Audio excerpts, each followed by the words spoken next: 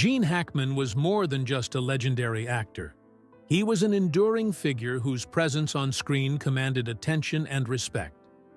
Known for his distinctive voice, intense performances, and versatility, Hackman's career spanned several decades, during which he brought to life a variety of characters that captivated audiences. Yet, behind the roles and accolades, there was a man who had lived a life filled with struggles, tragedies, and triumphs. His path to becoming one of the most respected actors in Hollywood was not without hardship, and his personal journey was as compelling as the characters he portrayed. A rocky start, the early years born. Eugene Allen Hackman, on January 30, 1930, in San Bernardino, California. Gene's early years were marked by instability. His family was always on the move, never staying long enough in one place to build roots. His father, a pressman at a local newspaper, was a stern figure, while his mother struggled to keep the family together. Despite these hardships, Hackman was a dreamer, and even as a child, he harbored ambitions of becoming an actor. But life was never easy for young Gene, and the absence of a stable home life left deep emotional scars that would shape his worldview. The Hackman household crumbled when Gene was just 13 years old. His parents divorced, and his father left the family, a painful abandonment that deeply affected the young boy. The loss of his father, coupled with the instability of his early years, could have easily led Gene down a darker path. However, instead of succumbing to bitterness, he used these challenges as fuel to prove his worth. With his mother struggling to hold things together, Gene's early life was characterized by a sense of resilience and determination. Leaving home for the Marines. At 16, feeling trapped by the limitations of small-town life, Gene made a bold and life-changing decision. He left home and enlisted in the United States Marine Corps. This was no small feat for a teenage boy, especially one who was barely old enough to drive. But Gene was a man of action, and the discipline and structure of the Marines offered him an escape from the chaos of his childhood. Gene served in China during the late 1940s, stationed in Qingdao and later Shanghai, before being reassigned to Hawaii and Japan as the political landscape in China shifted dramatically. His role as a field radio operator placed him at the heart of military operations, providing him with experiences that would shape his character and sense of duty. After 4.5 years of service, Gene was honorably discharged in 1951, but the lessons he learned in the Marines would stay with him for the rest of his life. Pursuing his dreams. The road to Hollywood. After his discharge from the military, Gene found himself at a crossroads. The dreams he had harbored as a child, dreams of becoming an actor, still burned inside him, but the path to Hollywood was far from clear. With little money and no formal training, Gene moved to New York City, taking on a variety of odd jobs to stay afloat. He worked as a busboy, a waiter, and even as a doorman at a Howard Johnson's restaurant. But no matter what, he always held on to his dream of acting. Tragedy struck again in 1962, when Gene's mother died in a fire she accidentally started while smoking. This devastating loss, on top of the emotional scars from his early life, could have easily shattered his resolve. But instead of succumbing to despair, Gene pressed forward, enrolling at the University of Illinois to study journalism and television production under the GI Bill. Despite the challenges, his passion for acting never wavered, and the call of Hollywood became louder. In 1956, Gene took a leap of faith, moving to California to pursue acting full-time. He enrolled at the Pasadena Playhouse, a renowned training ground for aspiring actors. It was here that Gene met Dustin Hoffman, another young actor who would later become a Hollywood legend. The two bonded over their shared outsider status, and although their classmates didn't see their potential, Gene and Hoffman were even voted least likely to succeed by their peers, their friendship and determination would be the foundation for their eventual success. Despite the early rejection and doubts from instructors, Gene remained resolute. One teacher even gave him the lowest score in the history of the Playhouse, telling him that he would never make it as an actor. Rather than being discouraged, Gene took this criticism as a challenge and used it as motivation to prove everyone wrong. Struggling in New York, a journey of persistence. In New York City, Gene and Hoffman lived together in cramped apartments, struggling to make ends meet. They were far from the stars they would eventually become. But despite the hardships, Gene remained focused on his dream. In addition to acting, he took whatever odd jobs he could find to support himself. He even worked as a doorman at a Howard Johnson's restaurant to make ends meet while pursuing his craft. As Gene's career slowly began to gain momentum, he landed small roles in television series like Route 66, Naked City, and The Defenders. These roles, while not glamorous, allowed him to hone his craft and gain invaluable experience.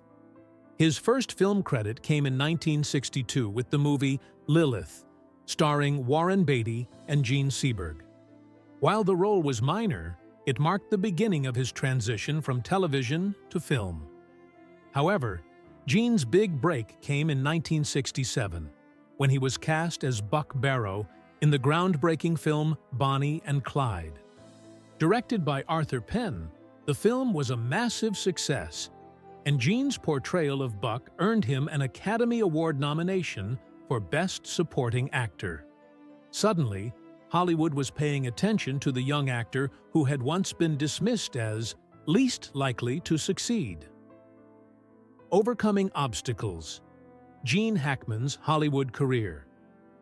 Despite his breakthrough role, Gene's journey in Hollywood was far from smooth. At one point, he was cast as Mr. Robinson in The Graduate, only to be fired after 3 weeks of rehearsal by director Mike Nichols, who deemed him too young for the role. Gene didn't let this setback define him. Instead, he continued to take on diverse roles that showcased his versatility as an actor. From Hawaii to Downhill Racer, Gene proved that he was more than capable of carrying a film. One of the most pivotal moments in his career came when he nearly became the TV dad of the Brady Bunch. At the time, it seemed like the perfect role for him, but Gene made the decision to turn it down. It was a choice that could have drastically altered the course of his career. Instead, he went on to pursue more challenging roles that would define his legacy as one of Hollywood's most respected actors. By the early 1970s, Gene Hackman was no longer just another struggling actor. He had established himself as a force to be reckoned with in Hollywood. His raw talent, dedication to his craft, and willingness to take on complex, often unflattering characters made him a standout in an industry that was increasingly turning its attention to more serious, character-driven storytelling. The rise of Gene Hackman. In the years that followed, Gene's career skyrocketed. He began to land leading roles in major films like The French Connection, 1971, which earned him an Academy Award for Best Actor. His portrayal of Popeye Doyle, a tough, no-nonsense New York cop, solidified his status as one of Hollywood's top actors. His career continued to thrive throughout the 1970s and 1980s, with memorable performances in films like The Conversation, 1974, Superman, 1978, and Mississippi Burning, 1988. Each role was different from the last, showcasing his remarkable ability to transform into characters that were both compelling and complex. Despite his fame, Gene was never one to seek the limelight. He preferred a quiet, private life away from the paparazzi and the constant pressures of Hollywood. He avoided interviews and rarely appeared in public unless it was for a specific film or project. This enigmatic persona only added to his mystique. And while his fame grew, So did the public's curiosity about the man behind the roles, the personal life of Gene Hackman. Beyond his career, Gene's personal life was equally fascinating. His marriage to Betsy Arakawa, a talented pianist and philanthropist, was one of the cornerstones of his private life. Together, they built a life away from the public eye, enjoying their time in Santa Fe, New Mexico, where they lived for many years. Their relationship was a testament to their shared values of trust, love, and mutual respect. While Gene's career often kept him in the spotlight, Betsy's presence in his life provided him with the stability and support he needed to maintain his focus on his craft. Yet, as with any great actor, there was always a deeper, more complex side to Gene Hackman. Beneath the surface of the famous actor was a man who had faced immense personal challenges. From the instability of his childhood to the tragedies that shaped his adulthood, Gene's life was marked by loss, perseverance, and a relentless pursuit of his dreams. The mystery of his death. Despite his success and the many accolades he received over the years, Gene's life ended under mysterious circumstances. On February 26, 2025, Gene Hackman and his wife Betsy Arakawa were found dead in their Santa Fe home. The discovery of their bodies sent shockwaves through the Hollywood community and left fans and authorities alike grappling with the unanswered questions surrounding their deaths. The investigation into their deaths is ongoing, with authorities uncovering unsettling details that have added to the mystery. No signs of forced entry were found, and there was no indication of a struggle. Yet the couple's sudden deaths, along with the discovery of medication and a lack of answers, have left investigators searching for clues. Could it have been a tragic accident, a natural cause, or something more sinister? Only time will tell as the investigation continues. Gene Hackman may have left Hollywood behind, but his legacy remains intact. The man who once commanded the screen with his presence and shaped the history of cinema is now the subject of an investigation that continues to baffle those who admired him. His story is far from over, and as the investigation unfolds, the public remains captivated by the enigma of the man behind the legend. Diverse roles across genres. Despite the accolades, Hackman was not content to be pigeonholed as just an action star. He had a rare ability to seamlessly transition between genres, showcasing his versatility. His performances didn't just revolve around violence or intense drama. Hackman proved time and again that he could portray complex, multi-dimensional characters in a variety of genres. One of Hackman's most beloved films is Scarecrow, 1973, in which he starred alongside a young Al Pacino. The film wasn't a commercial hit, but it resonated deeply with critics and film lovers. Hackman's portrayal of Max, a drifter struggling with his demons, displayed a quieter, more introspective side of the actor. It was a role that revealed Hackman's range and depth as an actor, allowing him to embody vulnerability and empathy. Scarecrow even won the prestigious Palme d'Or at the Cannes Film Festival, a testament to the emotional complexity Hackman brought to the character. That same year, Hackman took on another pivotal role in The Conversation, 1974, directed by Francis Ford Coppola. In this psychological thriller, Hackman played Harry Call, a surveillance expert who becomes embroiled in a web of paranoia and suspicion. In contrast to the brash, explosive characters Hackman was known for, Harry Call was a man of few words, consumed by a deep sense of loneliness and moral conflict. The role was a masterclass in restraint, with Hackman conveying the character's internal turmoil through subtle gestures and expressions. His performance earned the film an Oscar nomination for Best Picture, and Hackman was recognized for his ability to create an unforgettable character with such little overt action.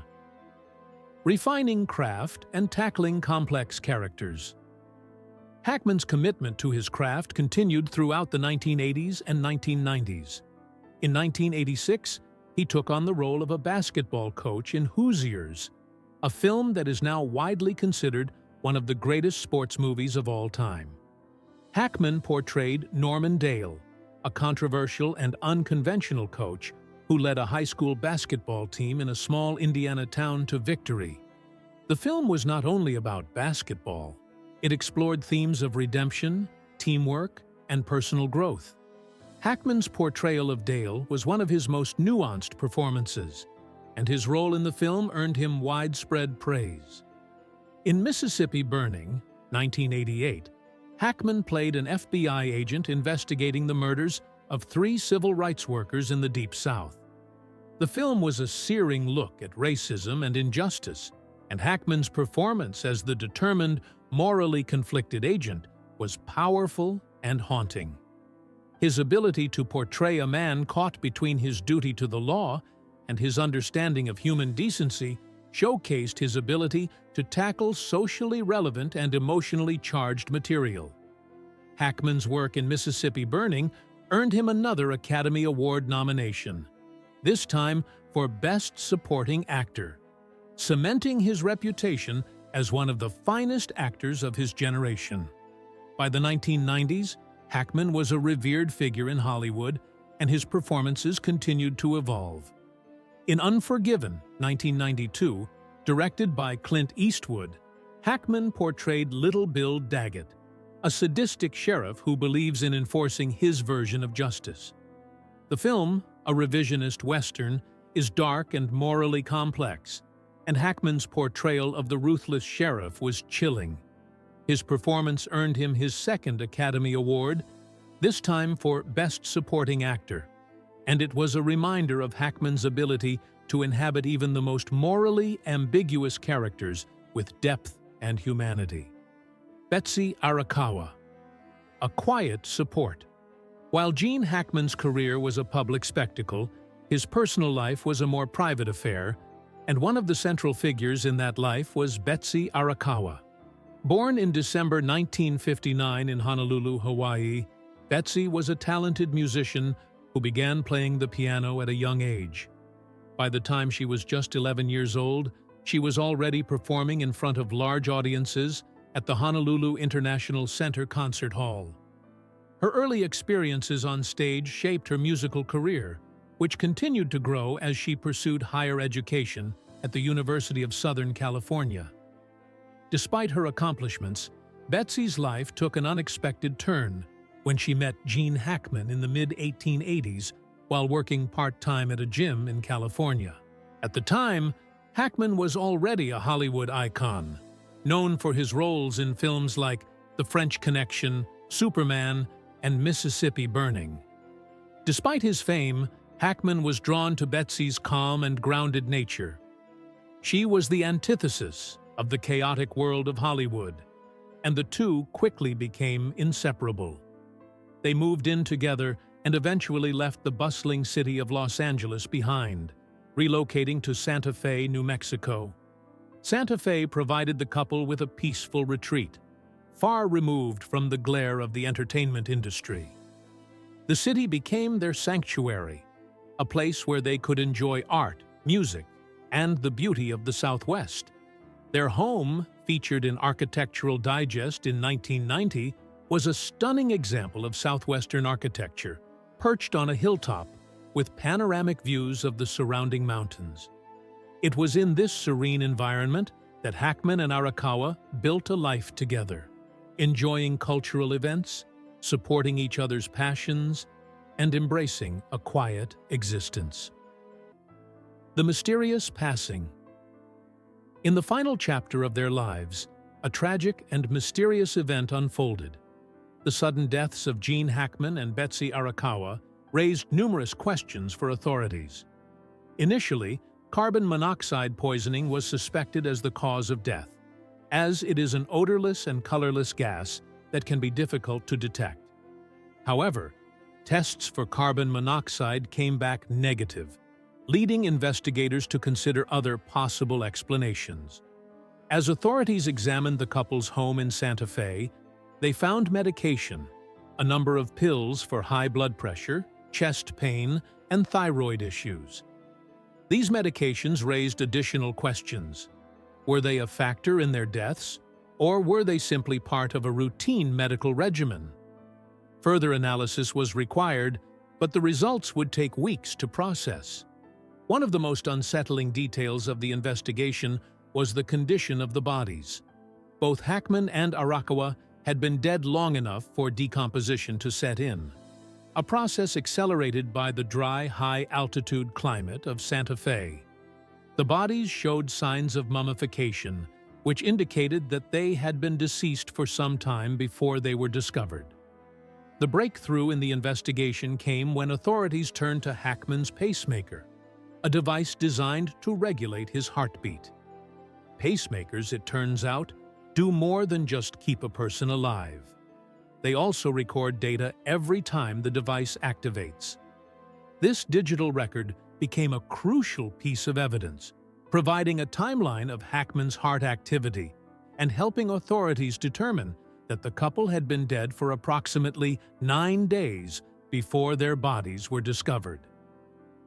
The mystery surrounding the deaths of Gene Hackman and Betsy Arakawa remained unresolved for some time.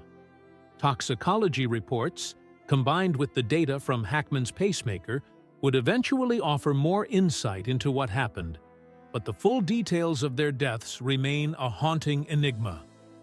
A legacy of masterful performances and a private life well-lived, Gene Hackman's career is a testament to the power of versatility and dedication to one's craft. He was not just an actor, he was an artist who brought every character to life with authenticity and depth. Whether he was playing a gritty detective, a vulnerable drifter, or a charming villain, Hackman's performances were always marked by a rare ability to make audiences feel the character's pain, joy, and complexity.